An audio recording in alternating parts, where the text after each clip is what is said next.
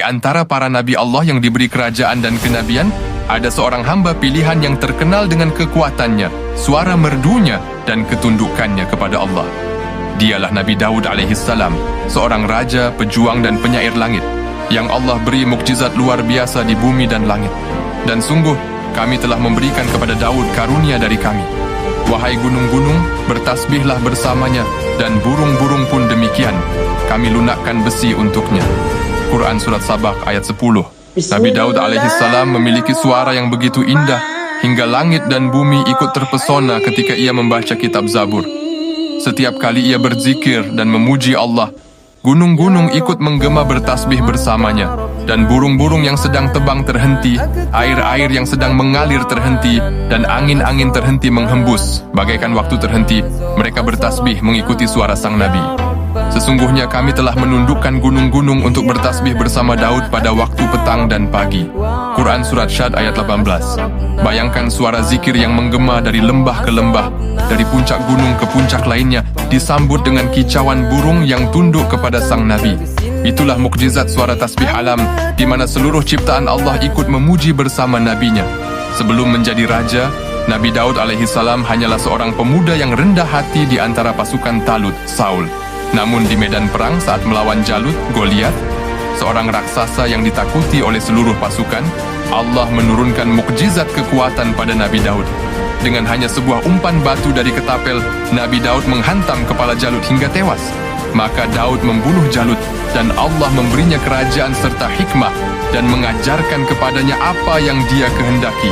Quran Surat Al-Baqarah ayat 251. Dari peristiwa itulah, Nabi Daud diangkat menjadi raja dan rasul dan seorang pemimpin yang kuat dalam perang, namun lembut dalam ibadah. Allah menganugerahkan kelebihan melunakkan besi di tangan Nabi Daud tanpa api dan alat tempa. Kami lunakkan besi untuknya, berikanlah wahyu, buatlah baju besi yang besar-besar, dan ukurlah dengan tepat. Quran Surat Sabah ayat 10 dan 11. Dengan tangannya sendiri, Nabi Daud membentuk pelindung perang yang kokoh dan indah. Nabi Daud tidak bergantung pada pandai bagian besi, karena Allah telah menjadikan besi lembut seperti tanah liat di genggamannya. Dan Nabi Daud membuat baju zirah untuk tentaranya, bukan untuk kesombongan, keangkuhan dan kemewahan, melainkan untuk jihad di jalan Allah. Itulah mukjizat berteknologi yang Allah karuniakan, pengetahuan logam dan senjata pertama yang Allah ajarkan kepada manusia melalui seorang nabinya.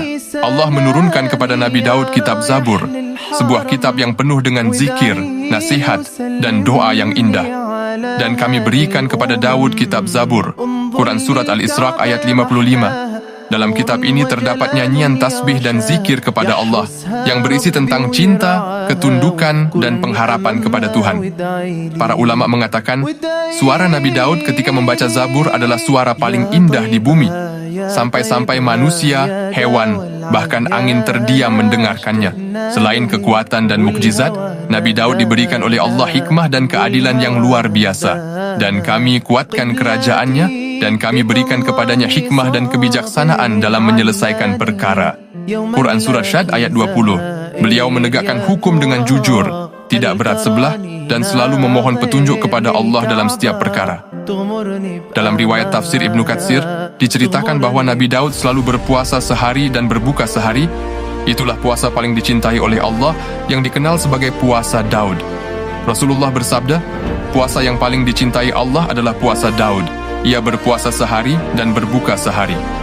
Hadis riwayat Bukhari dan Muslim. Ketika ajalnya tiba, langit dan bumi kembali bersedih. Gunung-gunung yang dulu bertasbih bersamanya, hening. Burung-burung yang menemaninya bernyanyi, diam. Namun zikir yang diajarkan tetap abadi. Dari keturunannya lahirlah Nabi Sulaiman alaihissalam, yang mewarisi kenabian dan kerajaan yang megah, melanjutkan risalah ayahnya, menegakkan kebenaran dan keadilan di muka bumi.